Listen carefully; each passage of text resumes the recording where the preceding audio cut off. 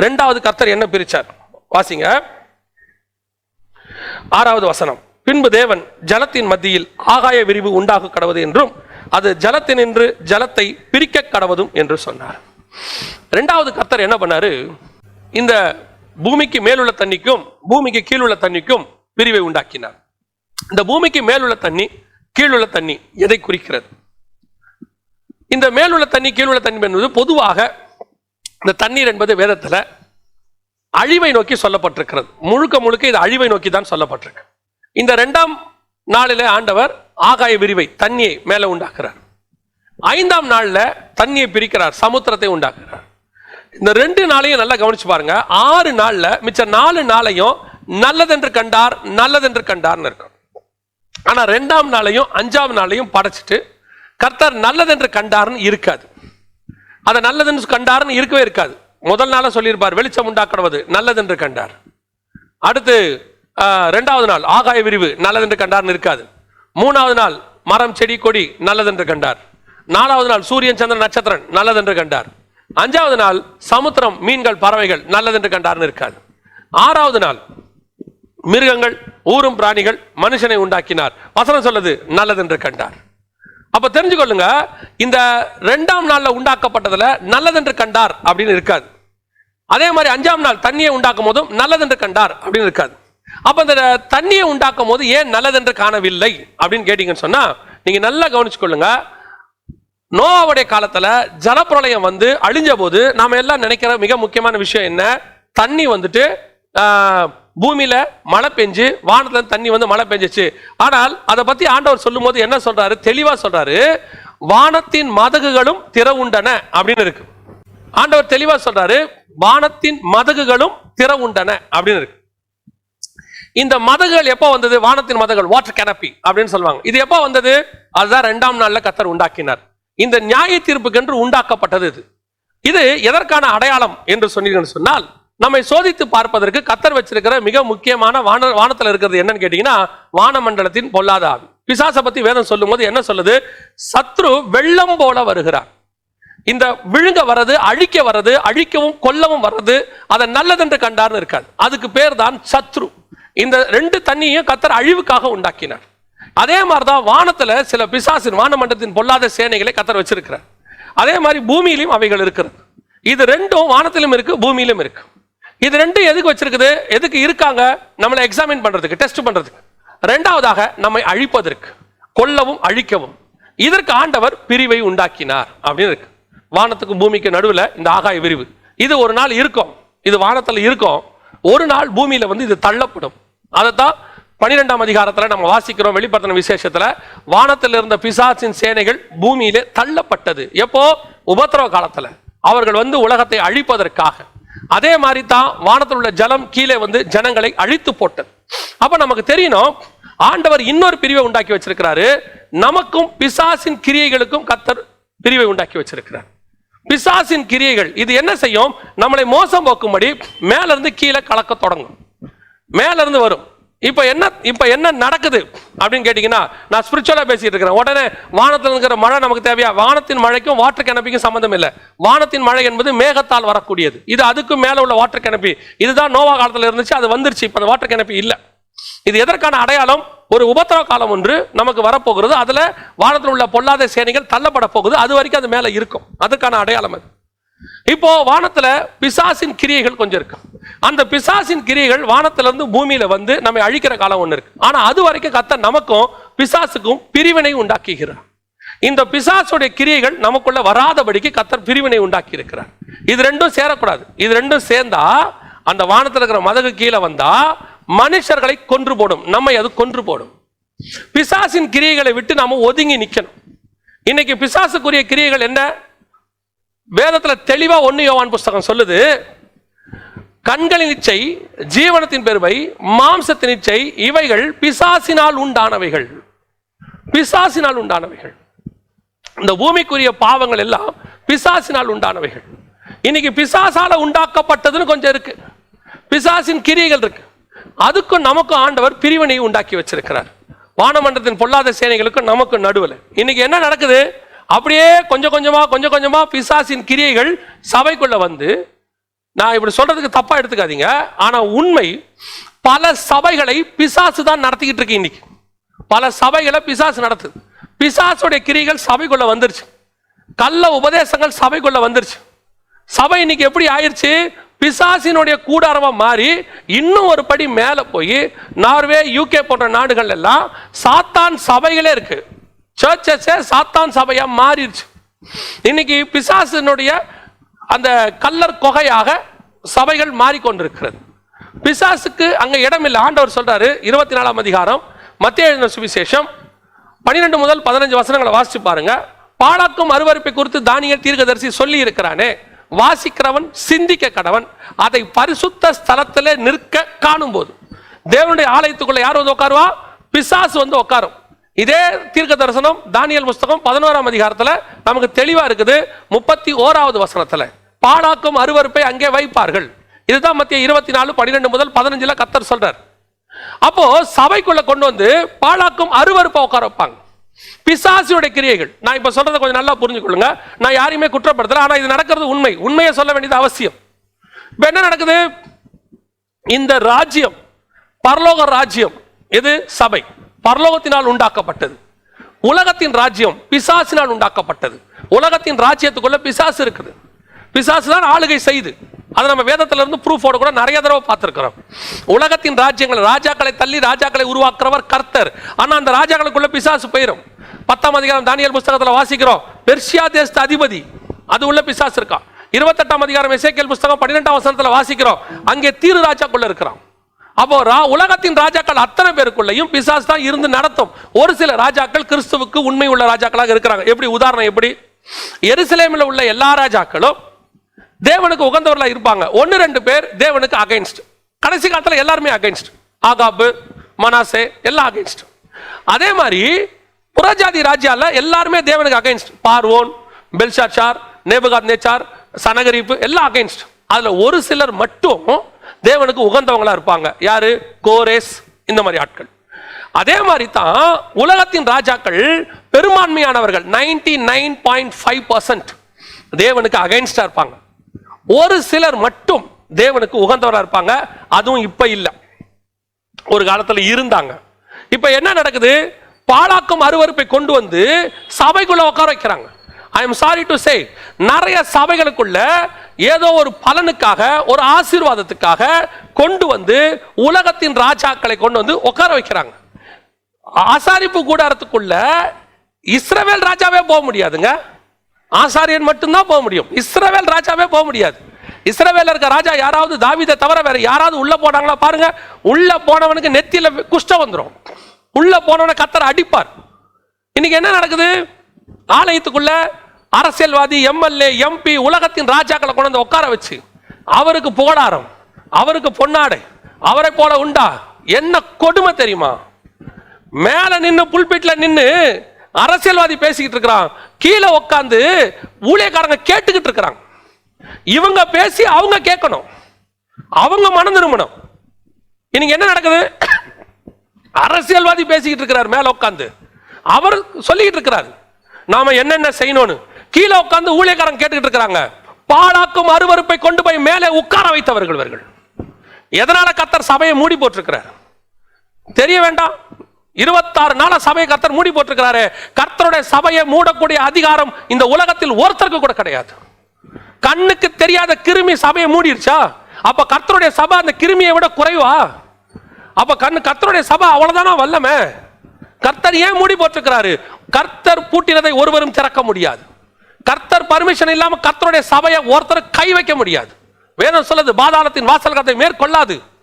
26 நாள் 40 நாள் மே 3ஆம் தேதி வரைக்கும் 40 நாள் சபை மூடி இருக்கு, இன்னும் திறக்காது. நீ மனம் திரும்பாத பட்சத்தில், நீ செய்த பாவத்துக்கு ஒப்பு கொடுக்காத பட்சத்தில். எல்லாரும் நாங்கள் பாவம் செய்தோம் பாவம் செய்தோம். செய்த பாவத்துக்கு என்ன பிராயச்சித்தம் செஞ்சீங்க கேட்டா மட்டும் ஆண்டவர் மன்னிச்சிருவாரா? அக்கிரமம் செய்து, அநியாயமை செய்து, அர்த்தம் காசை எல்லாத்தையும் பண்ணி உன் அக்கவுண்ட்ல போட்டுட்டு நாங்கள் பாவம் செய்தோம் அழுதா ஆண்டவர் மன்னிச்சிருவாரா? காசை கொண்டு போய் திருப்பி கொடு. எத்தனை பேரை ஏமாத்தி இருக்கிறோம்? எத்தனை பேரை ஏமாத்தி இருக்கிறோம்? கொண்டு போய் அரசியல்வாதியை கொண்டு போய் மேடையில் உட்கார வச்சு விட்டு எல்லாத்தையும் உட்காந்து செய்தி எல்லாம் கேட்டு விட்டு இன்னைக்கு வந்துட்டு சபையை மூடி இருக்கு, திறந்துரும், ஒரு நாள் இல்லை ஒரு நாள் திறக்கும். திறக்காது. நீ மனம் திரும்பாத வரைக்கும் திறக்காது. செய்த பாவத்துக்கு முழங்கால் போட்டு கர்த்தர்கிட்ட மன்னிப்பு கேள். நாங்க சொல்லும் போது எங்க மேல கோபம். நம்ம எல்லாம் அப்படி அனுசரிச்சு போனா தான் நாம வந்துட்டு ஊழியம் பண்ண முடியும். இன்னைக்கு எல்லாம் நான் சொல்றது all over the world, all over the world.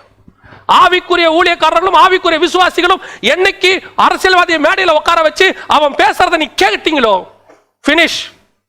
நீங்க பேசுறத அவங்க கேட்டிருக்கணும். நீங்க இயேசுவை பத்தி பேசியிருக்கணும், அவங்க மனம் திரும்பி இருக்கணும். காந்தாக மந்திரிக்கு பிலிப்பு தாங்க பேசணும். எப்படி காந்தாக மந்திரி பிலிப்புக்கு பிரசங்கம் பண்ணுவார்? பவுல் தாங்க ராஜாவுக்கு பேசணும். ராஜா எப்படி பவுல்கிட்ட பேசுவாரு? பேசி கேட்டா தானே ராஜா சொல்லுவாரு, கொஞ்சம் குறைய என்ன கிறிஸ்தவனை மாத்த பாக்குறேன்னு. இன்னைக்கு என்ன நடந்துச்சு? ராஜாக்கள் பேசிக்கிட்டு இருக்கிறாங்க. உட்காந்து ஊழியக்காரங்களை கேட்டாங்க, கர்த்தர் கதவை மூடிட்டாரு, நீ அவன் பேசுறதே கேள். போய் உட்காந்து அவன் மீட்டிங் நடக்கும், அங்கேயே போய் கேள். முழங்கால் போட்டு மனம் திரும்பாத பட்சத்துல கதவை திறக்காது. நினைச்சிட்டு இருக்கிறீங்களா மே 3ஆம் தேதி கதவு திறந்துரும்னு? திறக்காது. கர்த்தர் பூட்டி போட்டார். மனம் திரும்பி நாங்கள் பாவம் செய்தோம், இனி ஏத்த மாட்டோம், இனி அரசியல்வாதிக்கு பின்னாடி போக மாட்டோம், இனி உலகத்துக்கு பின்னாடி போக மாட்டோம்னு சொல்லி கர்த்தாவே நீரே எங்கள் ராஜா, எங்களுடைய தேவன் நீரே மாத்திரம் அறிக்கை செய்யாத வரைக்கும் கர்த்தர் கதவை திறக்க மாட்டார். நீங்க என்ன கர்த்தருடைய ஏஜென்டா? பார்த்தா தெரியும். நடக்கிற சம்பவங்களை வைத்து தெரிஞ்சு கொள்ளணும். வாத வருதுன்னா தெரிய வேண்டாமா? கர்த்தருடைய சபையை ஒரு கிருமி மூடி போட்டிருக்குதா? கர்த்தர் மூடி போட்டிருக்கிறாரு. பாதாளத்தின் வாசல்கள் மேற்கொள்ளாத சபையை இன்னைக்கு ஒரு கிருமி மேற்கொள்ள முடியாதுங்க. மனம் திரும்பணும். இன்னைக்கு வானத்தின் தண்ணிக்கும் பூமியில் உள்ளவங்களும் ஒன்னா சேர்ந்துட்டாங்க. அழிவு அழிவு நடக்குது. மனம் திரும்பணும். நாங்கள் பாவம் செய்தோம், நாங்கள் பாவம் செய்தோம். இன்னைக்கு சொல்றாங்க அனுசரிச்சு போயிட்டோம்னா நம்ம அப்பதான் ஊழியம் பண்ண முடியும். அனுசரிச்சு பண்றது ஊழியம் இல்லை. எப்படி அனுசரிச்சு? எலியா ஏசபேலோட அனுசரிச்சு ஊழியம் பண்ணலாமா? யோவான் ஸ்நானகன் ஏரோதோட அனுசரிச்சு ஊழியம் பண்ணலாமா? இயேசு கிறிஸ்து ஆசாரியர்களோட அனுசரிச்சு ஊழியம் பண்ணலாமா? சொல்லுங்க. அனுசரிச்சு ஊழியம் பண்ணிட்டு போயிடலாமா? எரேமியா சிதேக்கியா ராஜாவோட அனுசரிச்சு ஊழியம் பண்ணிக்கலாமா? தானியேல் நேபுகாத்நேச்சாரோட அப்படியே அனுசரிச்சு சாப்பிட்டு ஊழியம் பண்ணிக்கலாமா? அது யார்த்து படம் தெரியுமா? அனுசரிச்சு ஊழியம் பண்றவன் காசுக்காகவும் பணத்துக்காகவும் சாப்பாட்டுக்காகவும் ஊழியம் பண்றவங்க தான் அனுசரிச்சு ஊழியம் பண்ணுவாங்க. கர்த்தருக்காக ஊழியம் பண்றவன் வைராகியமா ஊழியம் பண்ணுவான். நான் சொல்றேன், கர்த்தருக்காக நின்னு பாருங்க, நமக்கு காக்கா வரும். கர்த்தர் நம்மை போஷிப்பார். நமக்கு கர்த்தர் அந்த எலியா தான் பரத்துல ஏறி மேல போவான். அந்த எலியா தான் சுழல் காட்டில் ஏறி மேல போவான். ஆனா எந்த ராஜாக்களுக்காக நீங்க செஞ்சீங்களோ அதே ராஜாக்கள் மேல இருந்து கீழே விழுந்து நாண்டு கொண்டு சாவார்கள். நான் சொல்றது ஏசபேல. இன்னைக்கு மனம் திரும்பணும். கர்த்தர் பிரித்ததை மனுஷன் இணைக்க கூடாது. மூணாவது கடைசியாக மூன்றாவது பிரிவினை கர்த்தர் உண்டாக்குறார். 10வது வசனம், தேவன் வெட்டாந்தரைக்கு பூமி என்று பெயரிட்டார், சேர்ந்த ஜலத்திற்கு சமுத்திரம் என்று பெயரிட்டார். 9வது வசனம், வானத்தின் கீழ் இருக்கிற ஜலம் ஓரிடத்தில் சேரவும் வெட்டாந்தரை காணப்படவும் என்றார். அது அப்படியே ஆயிற்று. 9வது வசனத்தில் மூணாவது பிரிவினையை கர்த்தர் உண்டாக்குறார். என்ன பிரிவினை? பூமியில் உள்ள தண்ணீரும் ஒரு இடத்துல சேர்ந்து வெட்டாந்தரை உண்டாக கடவுள். இது எதை குறிக்கிறது? அப்போஸ்தலர் நடவடிக்கைகள் 2ஆம் அதிகாரம் 40ஆம் வசனத்தில் ஆண்டவர் சொல்றாரு, மாறுபாடான இந்த சந்ததியை விட்டு விலகி உங்களை ரட்சித்துக் கொள்ளுங்கள். ஆண்டவர் இந்த உலகத்தில் உள்ள ஜனங்களுக்கும் நமக்கும் வித்தியாசத்தை உண்டாக்கி இருக்கிறார். இந்த உலகத்துக்கும் நமக்கும் வித்தியாசத்தை உண்டாக்கி இருக்கிறார். சபை உலகத்தின் வேஷத்தை தரிக்க கூடாது. நான் சொன்னது மேல சொன்னது சாத்தானுடைய சுபாவங்கள். இப்போ சொல்றது சராசரி. நீங்க சபை என்ன சொல்லுது? அவங்க அனுபவிக்க எனக்கு தகுதி இருக்கு, எனக்கு இல்லையா? உலகத்தான் பாவம் செய்கிறவனே அந்த அளவுக்கு அனுபவிக்கிறானா? அப்ப நான் தேவனுடைய பிள்ளை, நான் எந்த அளவுக்கு அதை அனுபவிக்கணும் அப்படின்னு சொல்லி கேட்கிறாங்க. கவனிச்சுக்கொள்ளுங்க. எல்லாவற்றையும் அனுபவிக்க எனக்கு தகுதி உண்டு, எல்லாமும் எனக்கு தகுதியாகிறது. இன்னைக்கு உலகம் வேற, சபை வேற. இந்த டிஃபரன்ஸ் நமக்கு தெரியணும். திருப்பியும் சொல்றேன், சபைனா சில பேர் என்ன கோச்சிக்கிறாங்க, எங்க சர்ச்சை பத்தி தான் நீங்க பேசுறீங்க. நான் சர்ச்சை பத்தியே பேசல, நான் பேசுறது நம்மளை பத்தி. நம்ம தான் சபை, நான் நம்மளை பத்தி தான் பேசுறேன். அது ஒருவேளை உங்களை பத்தி பேசுறேன்னு உங்களுக்கு குத்துச்சுன்னா அது உங்களை தான், வேற யாரையும் இல்லை. நிறைய ஏன் உங்களுக்கு குத்துது, ஏன் உங்களுக்கு கோபம் வருது? அதை செய்யறதுனால கோபம் வருது. உடனே நீங்க எனக்கு நேரம் திரும்புறீங்க, இவர் ஏன் அப்படிலாம் பேசுறாரு? வசனத்தின்படி இருந்தா திருத்திக்கோங்க. இல்ல நாங்க அப்படிதான் இருப்போம், நீ பேச தப்புனா அது உங்க இஷ்டம், கர்த்தர் பார்த்துக் கொள்வார். சத்தியத்தை நான் சத்தியமா தானே சொல்லிடணும், உங்களுக்காக நான் மாற்ற முடியாதே. சபை என்பது யாரு? நம்ம. இந்த சபை ஆண்டவர் சபையில உள்ளதான தண்ணீர் எல்லாம் ஒரு இடத்தில் சேர கடவுது, வெட்டாந்தரை உண்டாக கடவுது. அந்த வெட்டாந்தரையில தான் ஜீவன் இருக்கிறது. புல் பூண்டு எல்லா மரம் செடி கொடி அந்த இடத்துல தான் மிருகங்கள் எல்லாம் உண்டாகுது. அதான் சபை. சபைக்குள்ள எல்லாம் இருக்கும், அங்கதான் ஜீவன் இருக்கும். சர்ச்சுக்குள்ள தான் எல்லாம் இருக்கும். உலகத்தை விட்டு ஆண்டவர் சபையை தனியா பிரிச்சு எடுத்துக்கிறார். சபை வேறு, உலகம் வேறு. இந்த பூமியில ரெண்டா இருக்கு. நீங்க போய் பைபிள் ஃபுல்லா பாருங்க. சமுத்திரம் தனியா இருக்கும், வெட்டாந்தரை தனியா இருக்கும். நியாய தீர்ப்புல ஒப்படைக்கும் போதும் பாருங்க, 20ஆம் அதிகாரத்துல நீங்க நியாய தீர்ப்புல போய் பாருங்க, வெளிப்படுத்தின விசேஷத்துல கடைசியா வசனம் சொல்லும், பாதாளம் தன்னிடத்தில் உள்ளவைகளையும் சமுத்திரம் தன்னிடத்தில் உள்ளவைகளையும் ஒப்படைத்தது. தனித்தனியா தான் ஒப்படைக்கும். அப்ப என்ன அர்த்தம்? அவனுக்கு ஒரு நியாய தீர்ப்பு இருக்கு, நமக்கு எல்லா நியாய தீர்ப்பு ஒண்ணுதான். ஆனா கர்த்தர் நம்முடைய கதை வேற, சபையினுடைய நியாய தீர்ப்பு வேற. நீங்க உடனே அவனோட நமக்கு சாஃப்டா இருக்கும் நினைக்காதீங்க. அவனோட மோசமா இருக்கும், அவனோட மோசமா இருக்கும் நமக்கு. ஏன்?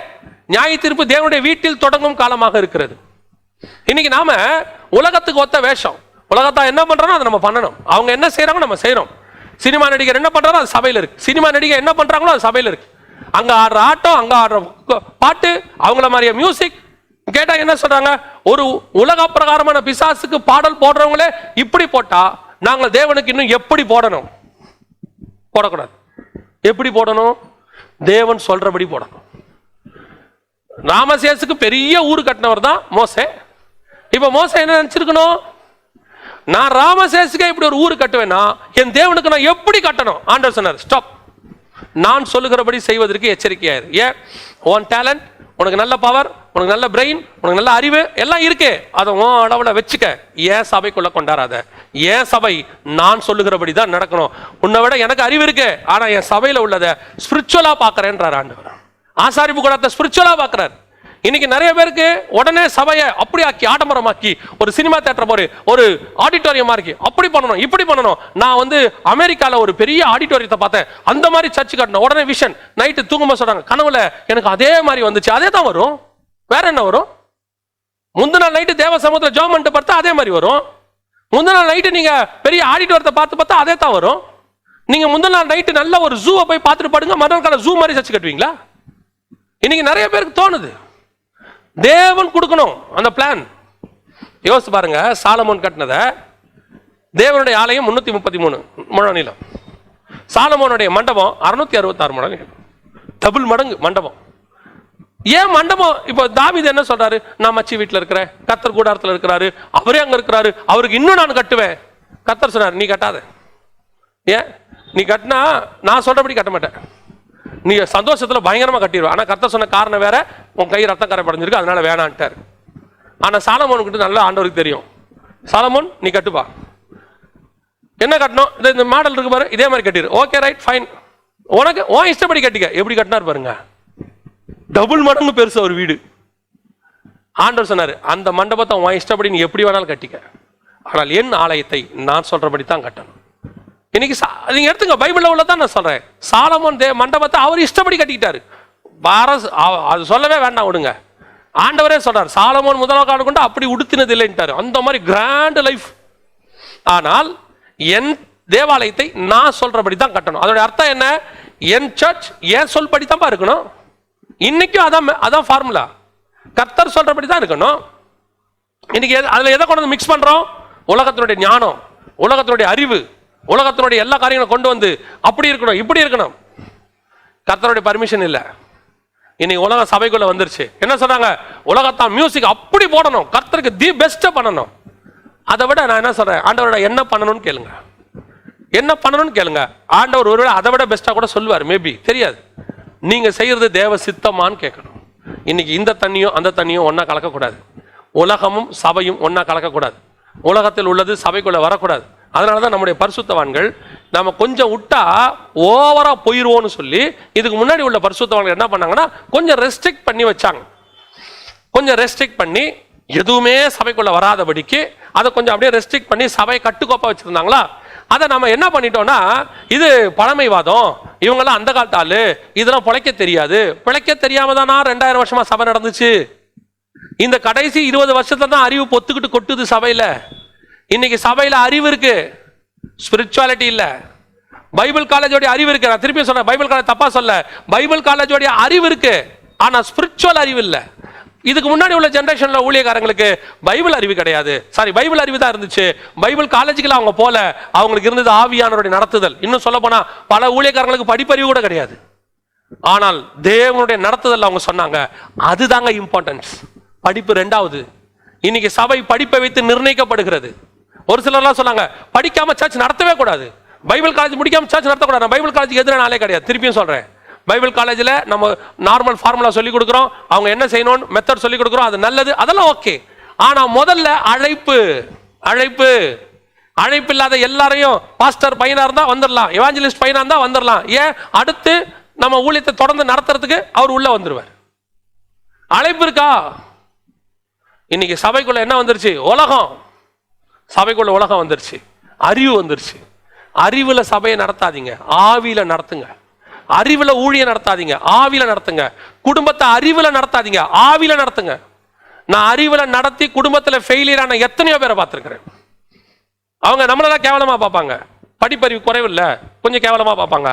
படிப்பறிவு ஜாஸ்தி, இப்படி யோசி அப்படி யோசி, இப்படி பண்ணலாம் அப்படி பண்ணலாம். திருப்பியும் சொல்றேன், படிப்பறிவுல வீட்டையோ குடும்பத்தையோ சபையோ ஊழியத்தோ நடத்தீர்களானால் ஒரு நாள் நீங்கள் ஃபெயிலியர் கண்டிப்பாக ஆவீர்கள்.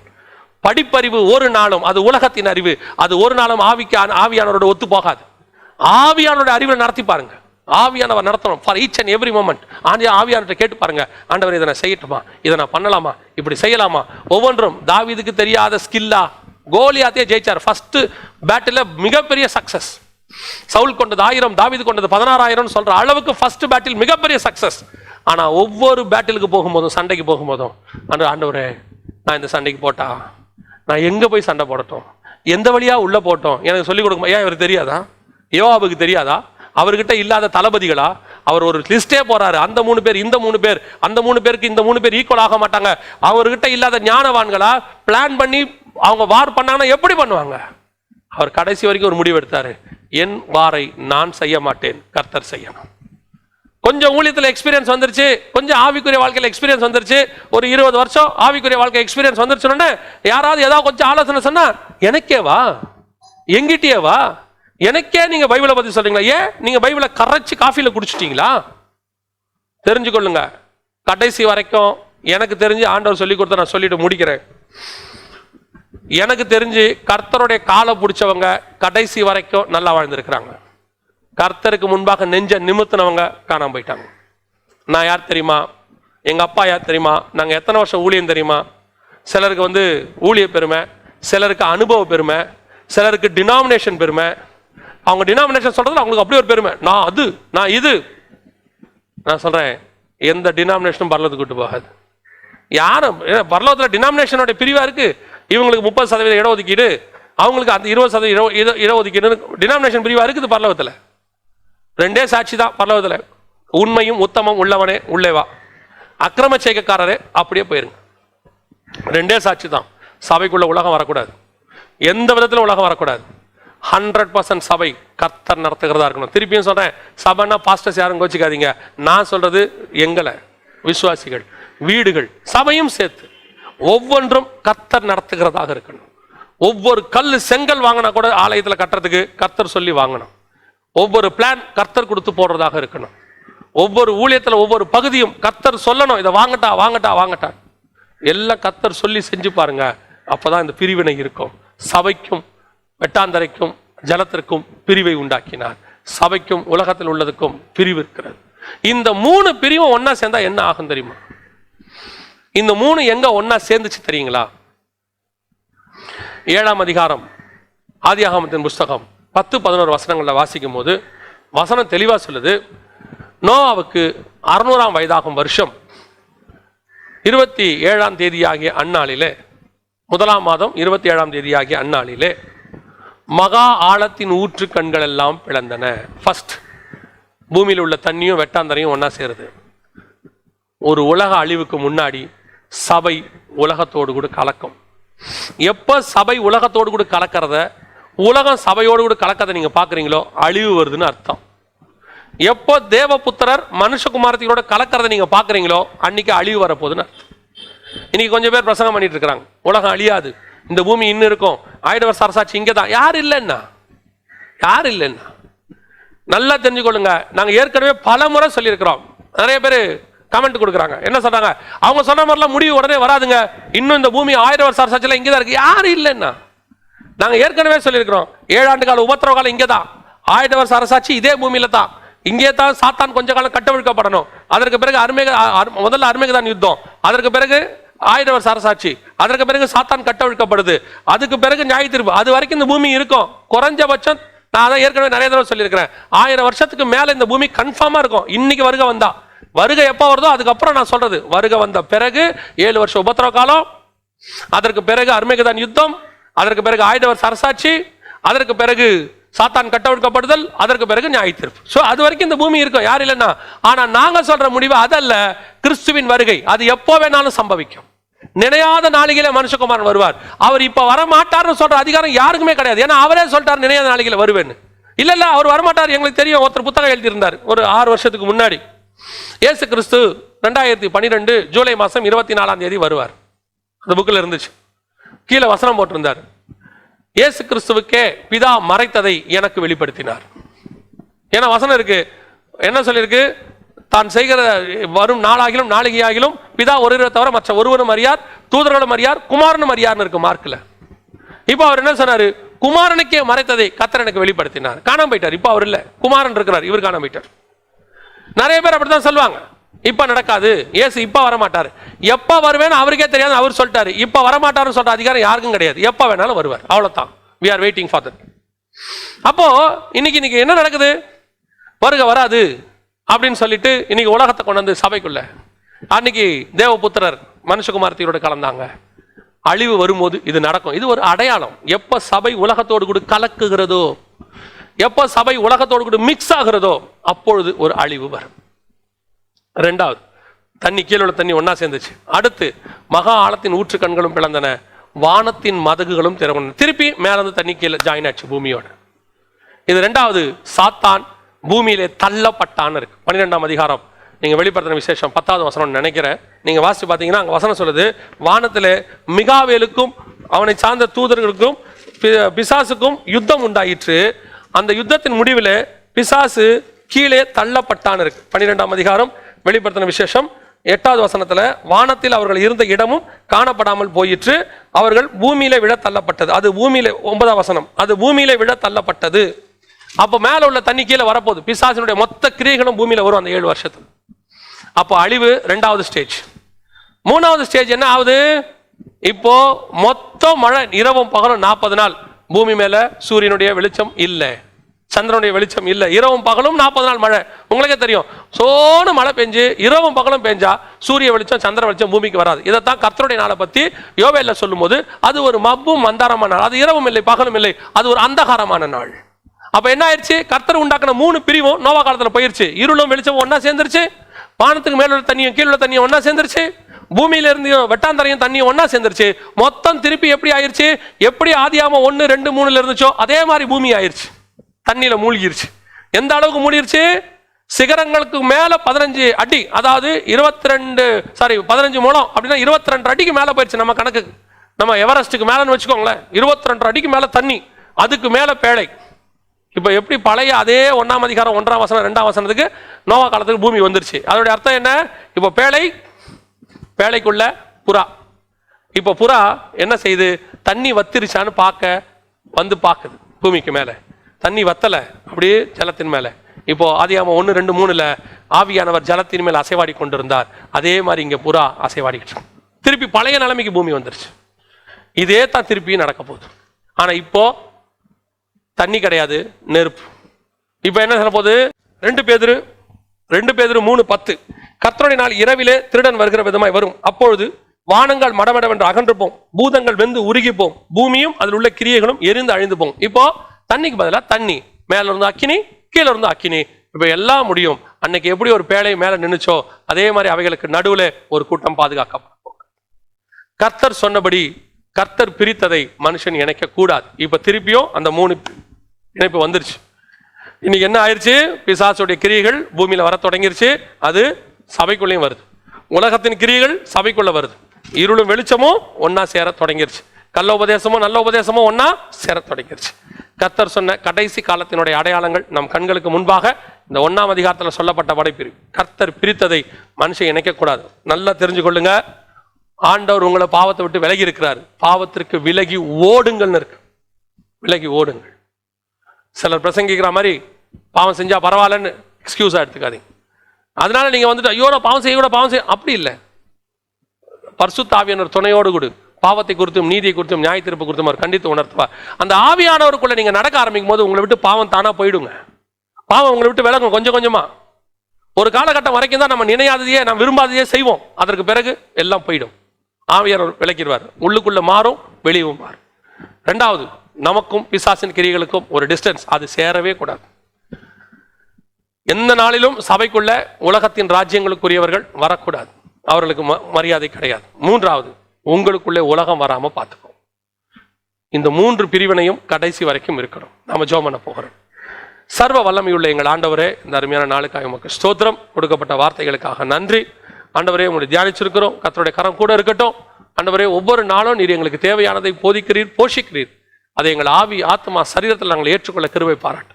எங்கள் ஆத்மா அதை உண்டு புஷ்டி ஆகி ஒவ்வொரு நாளும் உமக்குள்ளே ஆவியிலே வளர கர்த்தர் கிருபை பாராட்டு. நீர் வரும்போது மறுரூபமாகி சந்திக்கிற கூட்டத்தில் நாங்கள் காணப்பட கிருபைதான். மகிமையின் தேவன் எங்களை நடத்துவீராக. உமக்கு சித்தமானால் தொடர்ந்து உடைய வேதத்தை நாங்கள் தியானிக்க கிருபை பாராட்டும். ஆசீர்வதியும் வழி நடத்தும். இயேசுவின் நாமத்தில் பிதாவே, ஆமென். ஒரு சிலர் இந்த 5 ஜப குறிப்பை நம்ம டெய்லி சொல்லிக்கிட்டு இருக்கிறோம். கர்த்தர் கிருபையா அந்த ஜப குறிப்புகளுக்கு பதில் கொடுத்துக்கிட்டு இருக்கிறாரு. ஆப்பிரிக்காவில் நீங்க பார்த்துருப்பீங்க, நேற்று பேப்பர்ல வந்திருந்தது. ஆப்பிரிக்காவில் மிகப்பெரிய கலவரம். 24 நாடுகளில் 22 நாடுகளில் கலவரம். காரணம் ஜனங்கள் தினக்கூலிகள். அதனால கடைகளை அடிச்சு உடச்சி இப்ப ராணுவம் வந்து அவங்கள அடக்கிக்கிட்டு இருக்கு.